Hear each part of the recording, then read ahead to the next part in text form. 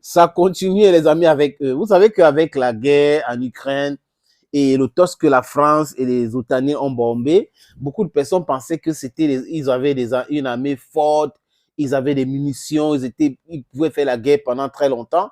Mais on découvre plutôt toute autre chose, les amis. Les faiblards qui se sont réunis parce que les Américains sont là pour bomber le torse parce qu'ils comptent sur les États-Unis.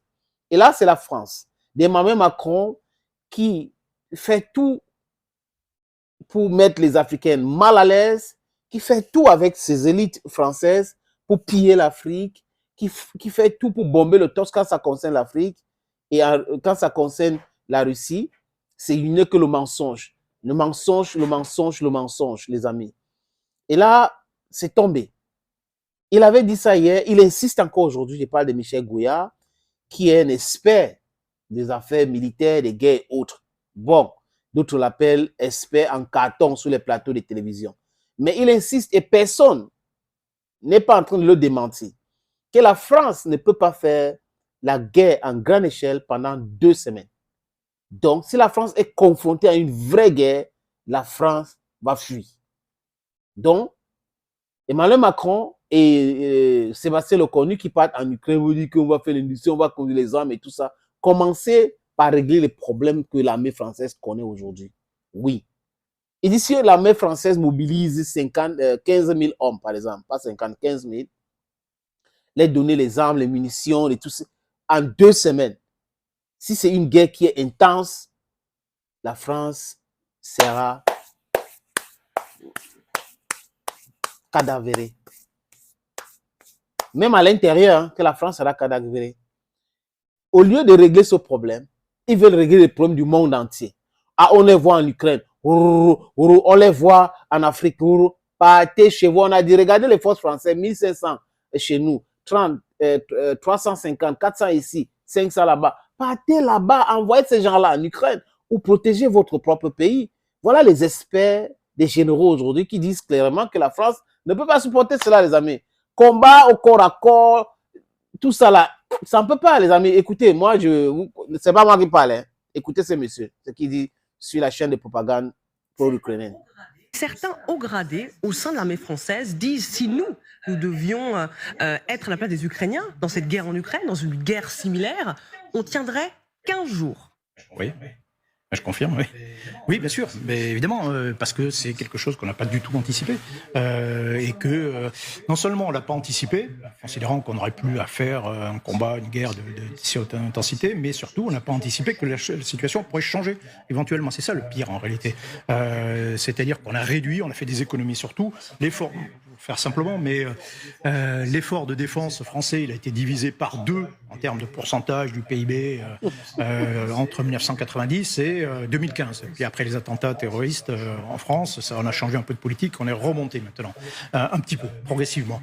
Mais on a accumulé une quantité de lacunes absolument considérable, qu'on essaie de combler un peu avec la loi de programmation militaire. Un exemple, dans cette loi de programmation militaire qui court jusqu'en 2030, on va investir 16 milliards d'euros dans les munitions.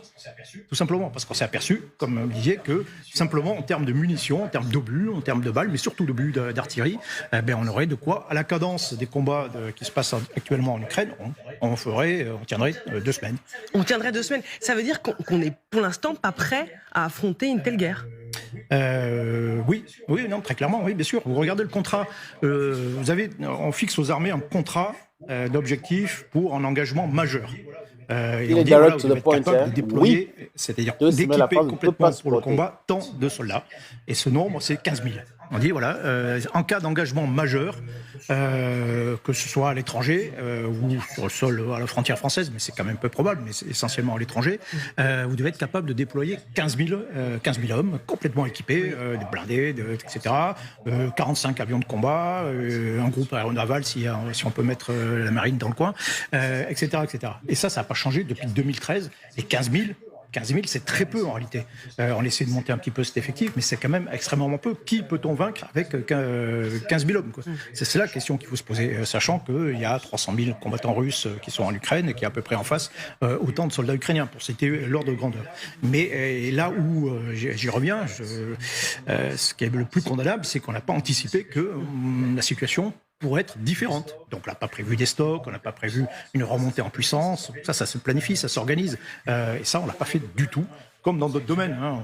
On savait très bien qu'il pourrait y avoir des grandes pandémies, mais on n'a pas, concrètement, on l'a pas préparé. Alors qu'on le savait très bien. Avant ça, on savait très bien, c'était écrit dans tous les documents qu'il y aurait peut-être des attentats en France. On les a pas préparés non plus, autant qu'il aurait fallu faire. Et on arrête ici, les amis. Vous avez bien compris, n'est-ce pas? Il ne prévoit rien. Tout ce que la France connaît faire, c'est de venir piller l'Afrique.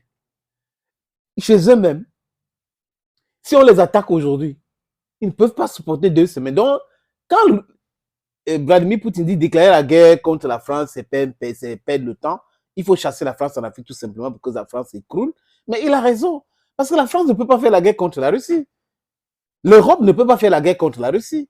Et les Russes n'étaient pas les gens qui voulaient la guerre contre les Européens. D'ailleurs, les Russes ont défendu l'Europe pendant 2 guerres européennes.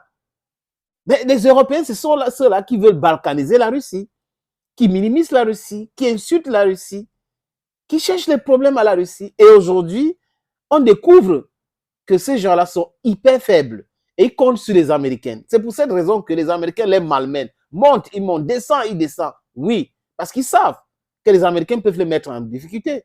Et même les Américains aujourd'hui, on a vu que dans leur esbruff habituel, les Russes, qu'est-ce que je veux dire? On a vu qu'ils sont dans le l'esbruff habituel, les amis. Voilà. Ils sont dans le l'esbruff habituel. Et là, c'est qui a dévoilé cela?